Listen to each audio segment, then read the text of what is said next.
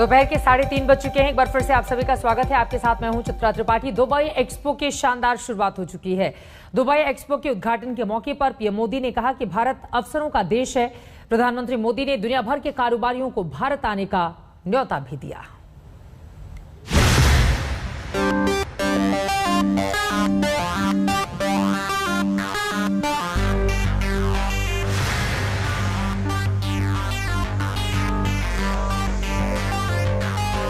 अद्भुत, भव्य, शानदार,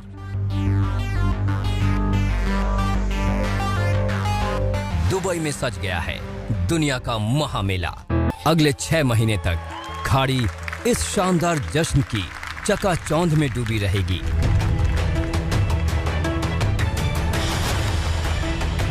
एक्सपो के उद्घाटन का नजारा इतना शानदार था मानो सितारे जमीन पर उतर आए हों। इस शानदार आगाज से ऐसा लगा मानो सारी दुनिया कोरोना के साए से निकलकर एक नए युग में कदम रखने का उत्सव मना रही हो।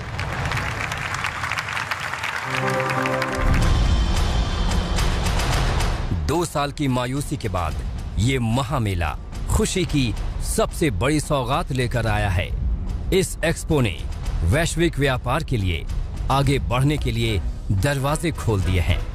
इसके जरिए कारोबार का एक ऐसा प्लेटफॉर्म खुल चुका है जहां 152 मुल्क पूरी दुनिया को अपने अपने देश में निवेश के लिए आकर्षित करने उतरेंगे।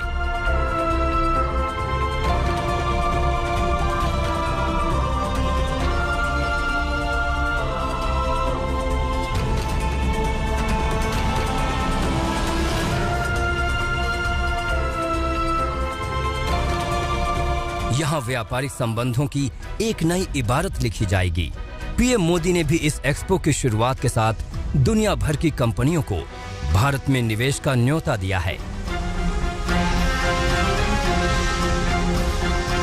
India is a land of opportunities. Be it in the field of arts or commerce, industry or academia, there is opportunity to discover, opportunity to partner, opportunity to progress. Come to India and explore these opportunities.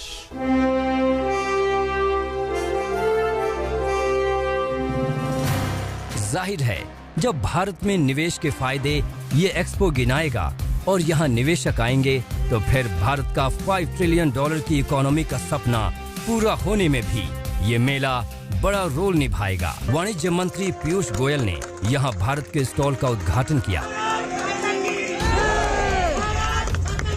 और कहा कि corona के बाद आई मंदी के बाद जिस तरह की आर्थिक रिकवरी की दुनिया को दरकार है उसमें भारत अग्रणी भूमिका निभा सकता है।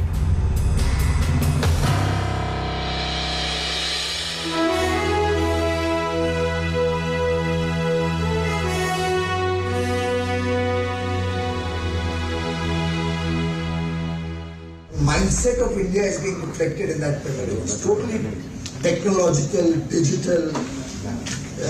The facade is something unique. I'm sure you like it today evening.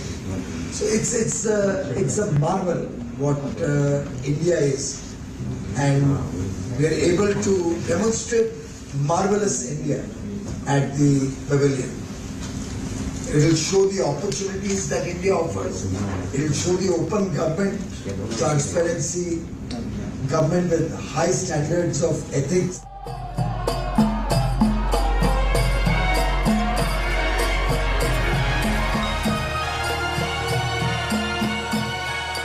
दुनिया का ये सबसे बड़ा व्यापारिक मेला कोरोना की वजह से 1 साल की देरी से शुरू हुआ है, लेकिन जब शुरू हुआ तो कुछ इस तरह कि दुनिया दुबई की इस रौनक को देखकर दंग रह गई। दुनिया के 192 देशों ने जब अपने राष्ट्रीय झंडों के साथ यहाँ प्रस्तुति दी तो ऐसा लगा मानो एक छत के नीचे सारा संसार जमा हो गया हो। लेकिन इस समारोह का सबसे बड़ा आकर्षण था 550 टन स्टील से बना मुख्य गुंबद। जब इस भव्य गुंबद को रोशन किया गया तो इसकी लाइटिंग में पूरा एक्सपो नहा उठा।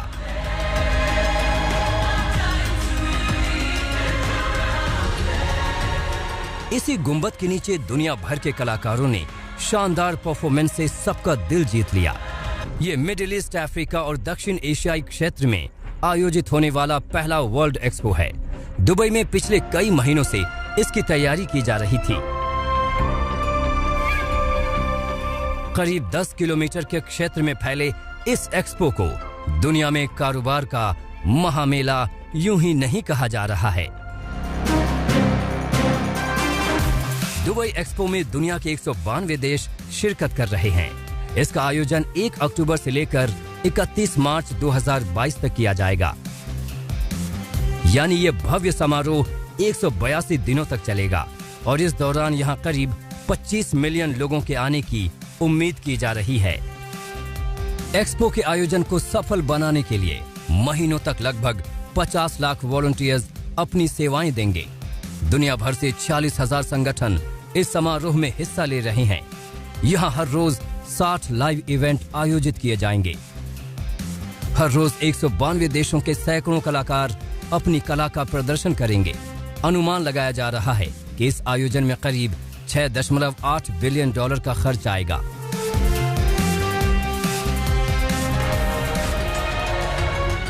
दुबई एक्सपो में दुनिया भर की दिग्गज कंपनियों के प्रोडक्ट्स के साथ साथ नई तकनीक और इनोवेशन का अद्भुत संगम होगा।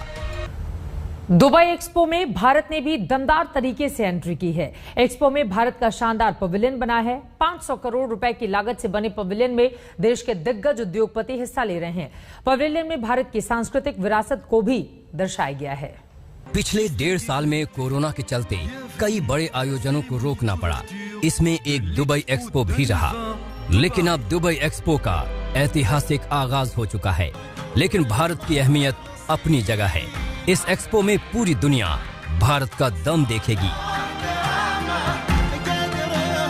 भारत समेत सभी 192 देशों के लिए यहाँ अलग अलग पवेलियन तैयार किए गए। इंडिया पवेलियन आकर आपको भारत की कला, संस्कृति और परंपरा की एक अनूठी झलक देखने को मिल जाएगी। सरदार वल्लभ भाई पटेल, उनका पूरी की पूरी मूर्ति, पूरी प्रतिमा यहाँ पर दिखाई दे रही है और विश्व विख्यात जितने भी मंदिर, इमारतें, हिस्टोरिकल मॉन्यूमेंट्स भारत से जुड़े हुए हैं, वो सब इस पवेलियन में, इस हिस्से में सम्मिलित किए गए। बल्कि भारत की कला, संस्कृति और ऐतिहासिक विरासत की अनुपम झांकी दुनिया को नजर आएगी।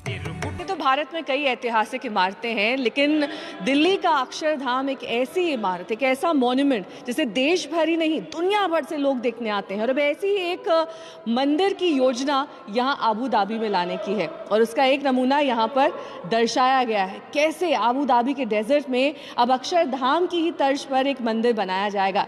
यूएई की सरकार ने इसके लिए जमीन पहले से ही भारत सरकार को दे रखी है और ये जो इस वक्त आप तस्वीर देख रहे हैं, दरअसल गंगा, यमुना की और सरस्वती जिसका मेल हम इलाहाबाद में देखते हैं, वो यहाँ पर करने की कोशिश। इसी के साथ एक छोटे से ब्रेक के लिए हम रुकेंगे। कुछ और बड़ी खबरों के साथ फौरन लौटते हैं। आप देखते रहिए आज तक।